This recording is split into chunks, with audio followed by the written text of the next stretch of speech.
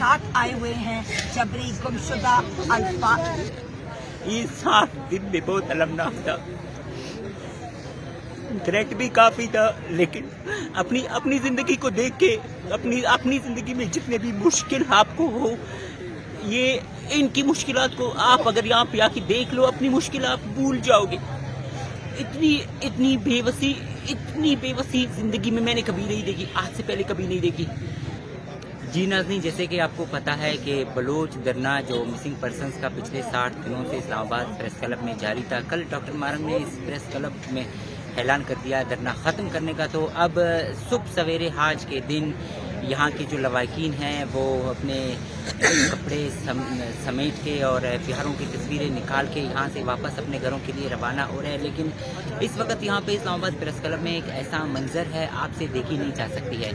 आप यकीन मानिए, ये जितने भी ख़वातीन हैं वो पूट के रो रही है। हर खातून आके डॉक्टर मारंग को गले लगा रही है, बल्कि डॉक्टर मारंग को भी काफ़ी उन्होंने रुलाया। डॉक्टर मारंग भी पूट के रो पड़ी और अपने प्यारों की जो इनके इतने दिनों से यहाँ पे तस्वीर लगी हुई थी, वो तस्वीर एक एक करके निकालते हुए। और ये पाकिस्तान की हिस्ट्री में, पाकिस्तान की तारीख़ में ऐसा हलमनाक मंज़र मैंने आज से पहले कभी नहीं देखी। बड़ी उम्मीद लेकर आई थी, बड़ी उम्मीद के साथ इस्लामाबाद के दरवाज़ों पे दस्तक देकर आई थी, लेकिन इनमें ऐसे मज़लूम ख़वातीन हैं, ऐसे मज़लूम ख़वातीन हैं, किसी का इकलौता बेटा है, किसी का घर का सहारा है, किसी का शौहर है, किसी का भाई है।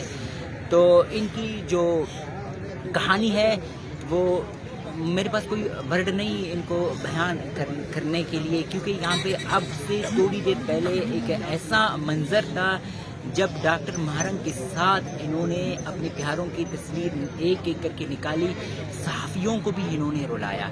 ऐसे इतनी बेवसी, इतनी मायूसी ज़िंदगी में मैंने कभी किसी के चेहरे पे नहीं देखी।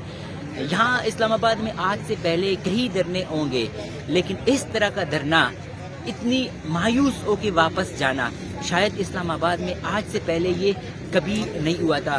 बूढ़े, बच्चे, बुजुर्ग, ख़वातीन जितने भी थे वो पूट के रो रही, हब्बी भी रो रही है। कुछ ख़वातीन यहाँ पर अपने भाइयों के लिए, अपने वालिद के लिए, अपने शौहर के लिए बेहोश होके गिर पड़ी। तो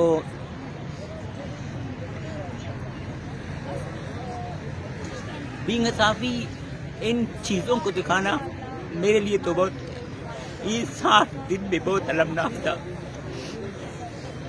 थ्रेट भी काफ़ी था, लेकिन अपनी ज़िंदगी को देख के अपनी ज़िंदगी में जितने भी मुश्किल आपको हो, ये इनकी मुश्किलात को आप अगर यहाँ पे आके देख लो, अपनी मुश्किल आप भूल जाओगे।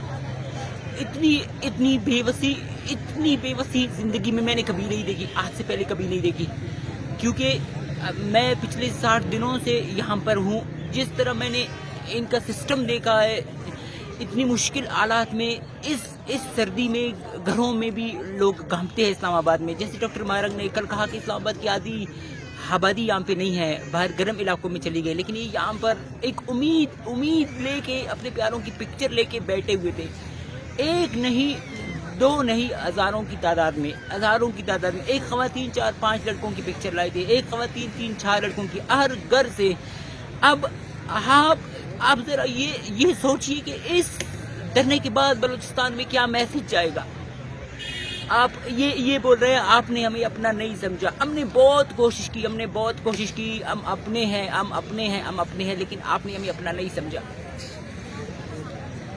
इस्लामाबाद के शहरी भी इस हालत को देख के पूट के रो पड़े। शायद इस्लामाबाद वाले भी ऐसे इस तरह की हालत आज से पहले कभी नहीं देखी होगी, क्योंकि मिसिंग पर्सनस का जो इशू था वो इतनी मतलब पहले लोगों के सामने नहीं आई थी जितना इस बार आए।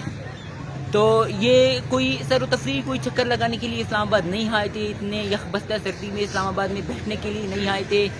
अभी भी आप देखिए मेरे पीछे एक बाबा खड़ा है, ये भी अपने बेटे के लिए रो रहा है।